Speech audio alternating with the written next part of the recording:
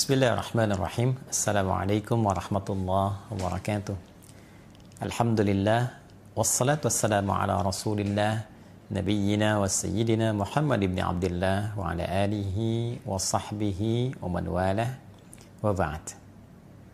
Saudara-saudariku dimanapun kita semua berada, semoga kita selalu dilindungi dan dibahagiakan oleh Allah Subhanahu wa taala dalam menjalani seluruh aktivitas berkehidupan kita, sehingga insya Allah mampu menghadirkan bekal-bekal terbaik sebelum kita kembali kepada Allah Subhanahu wa taala.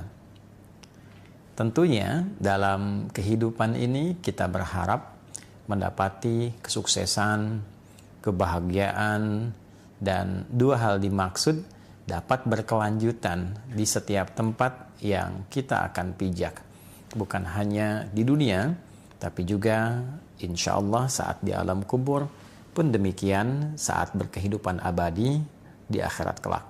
Untuk itulah kita seringkali berdoa, semoga di dunia ini kita mendapatkan kebaikan dalam berkehidupan, dan di akhirat pun mendapatkan kebaikan dalam berkehidupan. Rabbana atina fid dunya hasanah wa fil akhirati hasanah wa qina adzabannar. Demikian seperti diajarkan di dalam Al-Quran surah Al-Baqarah di ayat 201 itu. Al-Quran menampilkan satu peta jalan yang mengantarkan setiap hamba pada kehidupan yang sangat ideal, berada selalu dalam naungan petunjuk Allah Subhanahu wa taala, yang dengan itu dapat mengantarkan percepatan hamba dimaksud meraih kesuksesan dan kebahagiaan. Di dalam bahasa Arab, sukses dan bahagia disebut dengan falah. Jika itu dapat digenggam, maka disebut dengan aflah. Orang yang dapat menggenggam kesuksesan dan kebahagiaan dinamakan dengan muflih. Jamaknya disebut dengan muflihun. Orang-orang yang berada dalam naungan petunjuk Allah Subhanahu wa taala, yang dengan itu ia dibimbing untuk dimudahkan beraktivitas, dilindungi dari berbagai macam gangguan, diberikan petunjuk yang memudahkan mencapai harapan, maka setidaknya mereka berada dalam naungan petunjuk dan kebaikan. Ala hudan. Jika kita gabungkan berada dalam petunjuk, perlindungan yang diberikan oleh Allah, dan orang-orang ini mampu cepat meraih kesuksesan dan kebahagiaan, maka dua bagian ini kalau kita satukan menjadi ulaika ala hudam mir rabbihim wa ulaika humul muflihun. Kalimat ini tertuang dalam satu ayat yang utuh di dalam Al-Quran, yaitu surah Al-Baqarah di ayat yang kelima. Sekaligus memberikan tanda kepada kita bahwa ada orang-orang yang sangat mudah beraktivitas, memiliki petunjuk yang jelas, dan cepat menggapai kesuksesan dan kebahagiaan. Siapa mereka itu? Bagaimana cara mendapatinya? Disinilah kita akan mencoba meringkas itu semua secara singkat dan padat tentunya. Teman-teman, ulaika, mereka itu. Maka dikembalikanlah mereka itu yang memiliki ciri-ciri pada ayat-ayat yang sebelumnya. Jika tadi ditampilkan capaiannya di ayat kelima, maka kita dapatkan di ayat keempat, ayat ketiga, dan ayat kedua yang merangkum seluruh langkah menuju kebahagiaan dan kesuksesan sejati dimaksud. Ada 5 hal yang kelimanya kita bisa sarikan khususnya dari ayat 3 dan 4 terkait dengan jalan cepat menuju kesuksesan dan kebaikan serta kebahagiaan yang sejati. Yang pertama, alladzina yu'minuna bil ghaib, yaitu orang-orang yang selalu mengupgrade imannya kepada Allah sekalipun Allah belum nampak secara langsung dalam pandangannya. Jadi syarat pertama, seseorang ingin mendapatkan kedekatan dengan Allah, sehingga ketika terbangun relasi yang dekat ini, aksesnya terbuka untuknya. Jika seluruh akses terbuka, maka tentu konsekuensinya kesuksesan, kebahagiaan mudah sekali didapat. Dalam kehidupan, ini bisa ditafsirkan dengan logika yang sangat sederhana. Anda memiliki akses dimanapun, dalam keadaan apapun. Akses yang mempercepat harapan dari apa yang ingin Anda capai. Tidak ada yang semisal dengan Allah, laisa kamitslihi syai'. Namun dalam kehidupan duniawi kita saja, orang yang punya akses kepimpinan mudah sekali mendapatkan beragam macam bentuk kemudahan dalam beraktivitas. Demikian seterusnya. Maka bagaimana dengan orang yang memiliki akses yang sangat kuat kepada Allah Subhanahu wa Ta'ala? Maka dengan akses yang kuat itu, kedekatan yang lebih itu, Allah pun membuka seluruh jalur-jalur kemudahan dalam berkehidupan. Baik itu di dunia, di alam kuburnya, sebelum wafat, wajahnya tersenyum. Saking bahagianya dia mendapatkan satu paparan keindahan yang akan dia raih setelah dia wafat itu. Pun demikian dengan akhirat. Bukan sekedar harapan, tapi dia memahami itu sebagai janji yang pasti yang akan ia peroleh. Maka syarat pertama adalah berusaha untuk terus meningkatkan iman. Tidak sekedar beriman. Ada amanu, telah beriman. Ada yu'minun, selalu meningkatkan kualitas imannya. Selalu mengupgrade keadaan imannya. Maka syarat yang kedua, sekaligus juga menjawab dari paparan yang pertama. Bagaimana cara kita meningkatkan iman kita, mengupgrade iman, sehingga dengan itu terbangun satu relasi yang kuat dengan Allah Subhanahu wa Ta'ala. Maka yang kedua, wa yuqimunas shalah, berupaya menunaikan sholat dengan sempurna sesuai kemampuan kita. Maka ciri orang yang selalu berusaha meningkatkan iman dan membangun kedekatan lebih dengan Allah Subhanahu wa Ta'ala, pembuktian pertamanya dengan berupaya menunaikan sholat semaksimal mungkin, sebaik mungkin. Bisa berisi pemaknaan kuantitas. Ada orang yang mencukupkan sholat fardu saja.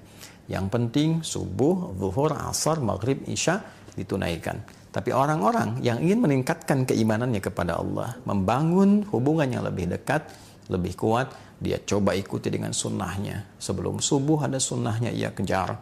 Antara subuh ke zuhur ada sholat sunnah apa saja, ia coba rinci. Ia coba berusaha menunaikan sesuai kemampuannya. Kemudian sebelum zuhur ada sunnah apakah saja, setelah zuhur ada sunnah apa lagi. Pun demikian di asar, di maghrib, di isya, di pertengahan malam, sesuai kemampuan ia mengeluarkan tema-tema terkait dengan sholat, waktu-waktu terkait dengan sholat. Maka dia berusaha menunaikan. Berapa rakaat bisa dia tingkatkan. Pasti ada perbedaan. Orang yang sekedar menunaikan sholat fardu dibanding dengan yang menambah, meningkatkan dengan sunnah, akan terasa perbedaan pada dirinya. Dan dengan perbedaan itu terasa konektivitas hubungan yang terbangun antara seorang hamba dengan Allah Sang Pencipta pasti juga berbeda. Dan dampaknya akan lain. Orang-orang yang memiliki konektivitas yang baik dengan Allah, melatih pertama kali dengan kuantitas, dengan jumlah, setelah itu akan berpengaruh pada kualitas. Yuqimun bukan sekedar menunaikan, tapi ia merasakan kehusyuan di dalamnya, kenikmatan dalam menunaikan sholat. Maka mulai mencoba memahami mengapa tangannya mengangkat seperti ini, kenapa harus baca Allahu Akbar, apa maknanya Allahu Akbar. Kemudian juga dia berupaya memahami iftitah, berusaha memahami Al-Fatihah, sehingga 3 bagian tubuhnya berfungsi secara maksimal saat menunaikan sholat. Tangannya bergerak, lisannya bicara, organ tubuh bagian luar. Kemudian pikirannya menerjemahkan, mulai bagian dalam. Intinya nanti rasa hati yang merasakan. Ketika lisannya bicara Allahu Akbar, pikiran menerjemahkan Allah Maha Besar, hati meresapi. Ya Allah, aku berikrar Engkau yang Maha Besar, Maha Agung. Namun dalam keseharian seringkali aku membawa keagungan, keangkuhan, dan itu menjadi hal yang tidak baik. Lalu diresapi, ditaubati, masuk ke iftitah. Allahumma ba'id baini wa baina khatayaya, ataupun wajahtu dan yang lainnya sebagai bagian dari komitmen untuk memperbaiki diri, menjauhkan dari kekurangan, dari kesalahan, membangun kesolehan dan kebaikan-kebaikan baru. Itu dampaknya sudah sangat luar biasa. Jadi bila itu kita latih akses terbuka, setelah kita mendapatkan akses itu, bagaimana membangun sifat yang ketiga? Wa mimma razaqnahum yunfiqun, adalah orang-orang yang mampu berbagi kebaikan dirinya dengan meningkatkan kemuliaan sosialnya. Jadi ada amalan sosial. Setelah baik secara individu, ya, secara pribadi, ia bagi kebaikan itu secara komunal, secara sosial. Jadi Satu, meningkatkan keimanan. Dua, melatih itu dengan menunaikan sholat, terkoneksi dengan Allah, dan pancarkan kebaikan personal itu dalam komunitas sosial. Berbagi dengan ilmunya, jika dia punya ilmu. Berbagi dengan materi, jika ia memiliki kelebihan materinya. Berbagi dengan sifat-sifat baik, minimal dengan senyuman. Maka nilai-nilai itu akan mempercepat kebaikan-kebaikan yang mampu ia raih. Kebahagiaan bisa diraih ketika berbagi sifat-sifat kebaikan dengan orang lain, walaupun dengan senyuman yang membahagiakan orang. Basmatuka fi wajhi akhika sedekah. Senyummu yang membahagiakan saudaramu itu bagian dari sedekah, dan itu sifat sosial yang baik. Kemudian ada dengan materi, ada dengan pengetahuan. Maka orang-orang yang menerima pembagian-pembagian nilai kebaikan itu dengan aspek nilai kesalehan sosial tadi, tanpa disadari membuka jaringan, membuka perlindungan yang telah Allah buat sistemnya secara alami. Sunnatullah fil kawan, sunnah yang Allah letakkan sebagai hukum berkehidupan yang sifatnya universal. Kemudian yang keempat, tentu untuk melakukan itu semua, meningkatkan iman, menunaikan sholat dengan baik, mengoptimalkan sifat sosial, itu mesti ada panduan. Nggak bisa kita mengerjakan sendiri. Maka kembali kepada panduan berkehidupan. Maka turunlah yang keempat. Walladzina yu'minuna bima unzila ilaik wa ma unzila min qablik. Maka orang-orang ini berupaya menjadikan Al-Quran sebagai pedoman berkehidupan. Allah menyampaikan dengan sangat terang, sangat jelas bahwa Al-Quran ketika diturunkan fungsinya bukan sekedar untuk dibaca, tapi kurikulum kehidupan yang mengantarkan seluruh keadaan hidup kita menuju kebahagiaan dan kesuksesan sejati. Maka kurang lebih 6.236 ayat, 114 surah, 30 juz itu isinya adalah kurikulum kehidupan. Kita keluarkan tema-tema kehidupan dari ayat-ayat yang sangat indah itu, yang terang dan jelas petunjuknya secara tematik. Tema tentang pokok kehidupan, tentang fungsi tubuh kita, bagaimana mata harus melihat, telinga mesti mendengar, lisan berbicara sampai ke ujung kaki.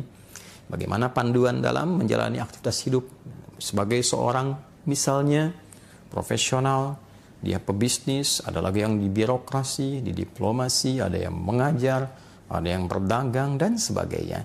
Dikeluarkan ayatnya, lalu dilihat detilnya pada petunjuk kehidupan Nabi Sallallahu Alaihi Wasallam, dan belajar orang-orang terdahulu ketika menjalankan petunjuk di eranya seperti apa hasilnya. Disempurnakan di era Nabi Muhammad Sallallahu Alaihi Wasallam, diwariskan kurikulumnya sampai sekarang Al-Qur'annya tidak berubah, dan orang-orang yang menjalani itu setiap generasi didapatkan capaian tertinggi yang membangun peradaban. Sebaliknya, ketika itu dijauhi, apalagi ditinggalkan, na'udzubillah, maka yang muncul ketertinggalan, kemudian kejatuhan, terjerembab. Silahkan lihat perjalanan sejarah. Semakin warisan itu digunakan, semakin cepat mendapatkan satu kemajuan, kecerahan, dan kebaikan. Dan ketika jatuh peradaban itu, riset menunjukkan kejatuhan itu diakibatkan oleh terlenanya pada dunia yang dirasakan dan mulai menjauh dari kurikulum kehidupan yang telah digariskan dalam Al-Quran. Kemudian yang kelima, yang terakhir adalah wabil akhirati hum yuqinun. Mereka yakin dengan kehidupan akhirat sehingga menjadikan akhirat sebagai proyek yang terpenting dari semua berbagai macam perjalanan hidup yang dilalui. Tentunya akhirat adalah ujung kehidupan kita. Setiap kita berpindah ke satu tempat, kita akan menyiapkan bekal. Ingin liburan ke kota lain saja, kita menyiapkan bekal. Ingin liburan ke negara lain, kita menyiapkan bekal. Tujuannya saat tiba di tempat itu, kita mendapatkan kehidupan yang memberikan kenyamanan. Pertanyaan akhirnya adalah, di tempat kita terakhir berkehidupan dan tidak ada tempat lagi untuk kita tuju, tidak ada perpindahan lagi, abadi ada di situ, bekal apa yang sudah kita siapkan? Maka orang cerdas adalah orang yang berupaya mencari bekal terbaik di setiap tempat yang akan ia tinggali, sekalipun hanya transit.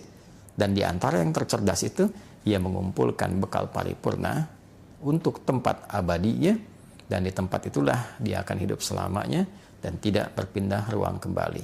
5 ini, jika dihadirkan dalam kehidupan kita, maka menghadirkan ayat yang kelima. Ulaika, mereka itu yang mampu meningkatkan keimanannya kepada Allah dengan berupaya melatih itu melalui penunaian sholat yang baik, lalu mengoptimalkan nilai-nilai itu dalam konteks kehidupan sosial, menjadikan Al-Quran sebagai panduan hidup, melihat pada praktek di zaman-zaman dulu ketika dipraktekkan dengan nilai kekinian sesuai dengan eranya, lalu menjadikan akhirat sebagai proyek terbaiknya.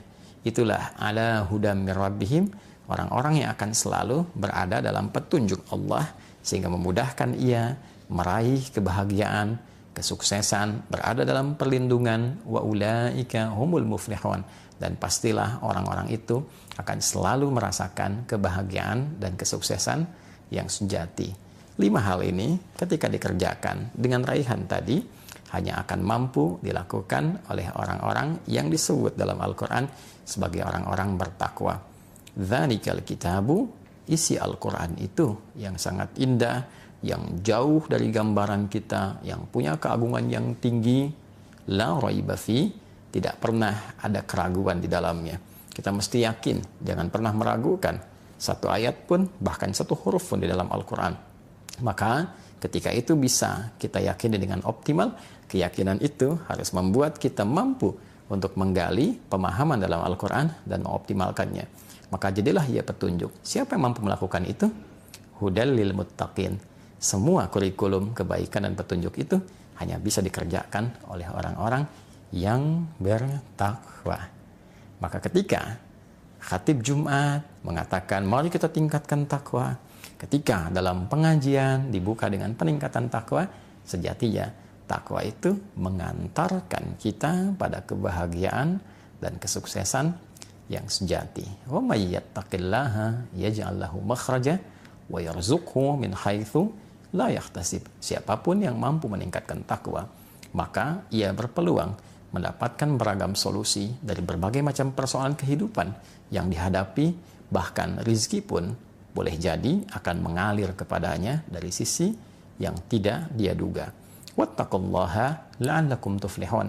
Tingkatkanlah takwa kalian kepada Allah, maka kalian akan cenderung mendapati kesuksesan dan kebahagiaan yang sejati. Wattaqullaha wa yu'allimukumullah. Tingkatkanlah takwa kalian kepada Allah, dan Allah akan berkenan mengajarkan pada kalian pengetahuan-pengetahuan yang baru. Takwa ada pada pengetahuan, takwa ada pada kebahagiaan, takwa adalah solusi berkehidupan. Pertanyaannya, siapa di antara kita yang mengaku sebagai insan beriman? Terlebih menyimak video ini yang berupaya memotivasi dirinya untuk meningkatkan takwanya kepada Allah dan mendapati janji Allah sebagai sesuatu yang pasti untuk diraih. Semoga berkenan. Maafkan saya. Adi Hidayat. Assalamualaikum warahmatullahi wabarakatuh.